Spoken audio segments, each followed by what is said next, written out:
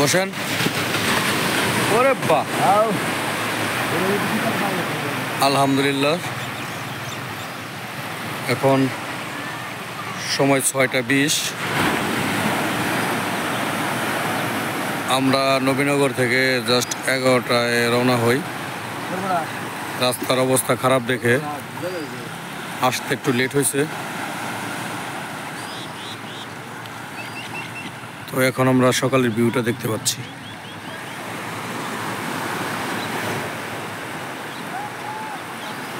সাগরে অনেক উত্তেজনায় আছে।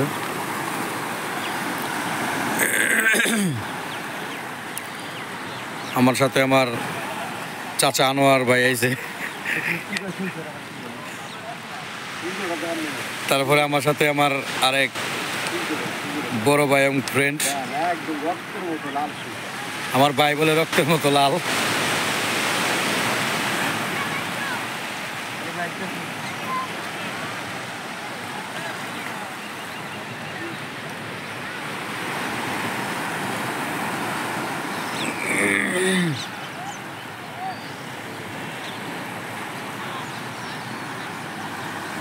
সূর্য দেখার সৌভাগ্যটাও হয়েছে।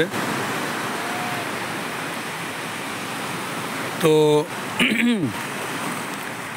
আমরা এখানে কিছু সময় কাটাবো। সময় কাটানোর পর আমরা হোটেল নেব। হোটেল নিয়ে রেস্ট করব।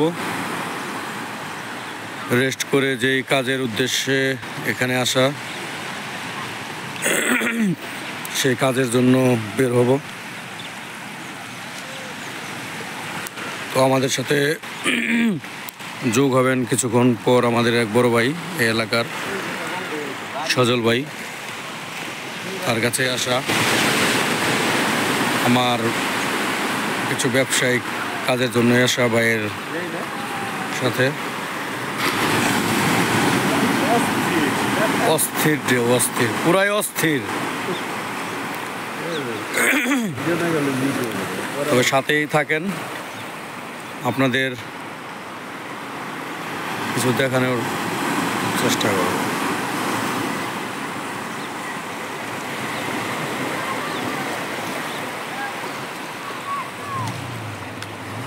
বাইশটা পরে যাবা, এদিকে আসো শোনা। বাইশটা পরে যাবা শোনা, উপরে উঠো। তবে আমি এর আগেও 2-3 বার কুয়াকাটা আইছি, তবে এরকম ঢেউ আমি দেখি নাই, বা এরকম পানিও দেখি নাই।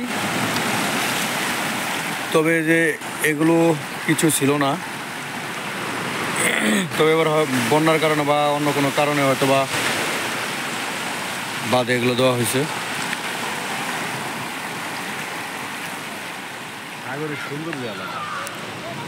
তো এরকম মানে কয়েকবার আসলাম, কিন্তু এরকম ঢেউ বা এরকম উত্তেজনা কখনো দেখিনি।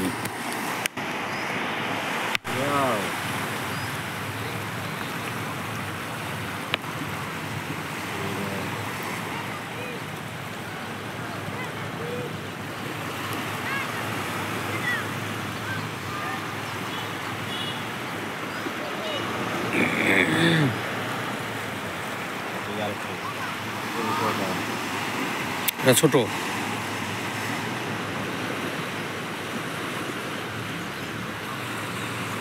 এটা বড়, এটা বড় ভাই।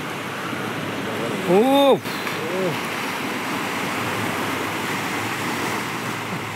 ওই যে এটা বড়, অনেক বড়। দেখেন এটা সেই বাড়ি মার ভাই, সেটা সেই বাড়ি করে।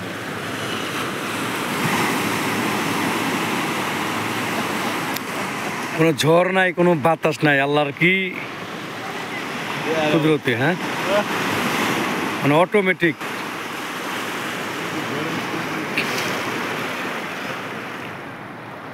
ঝড় নাই, বৃষ্টি নাই, কোনো বাতাস নাই, ঢেউয়ের গতি।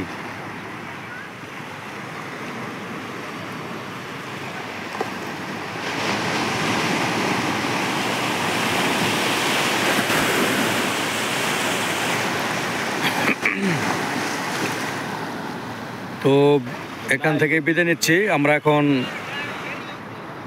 হোটেল নেব এবং দেবো। ভালো থাকবেন। আসসালামু আলাইকুম।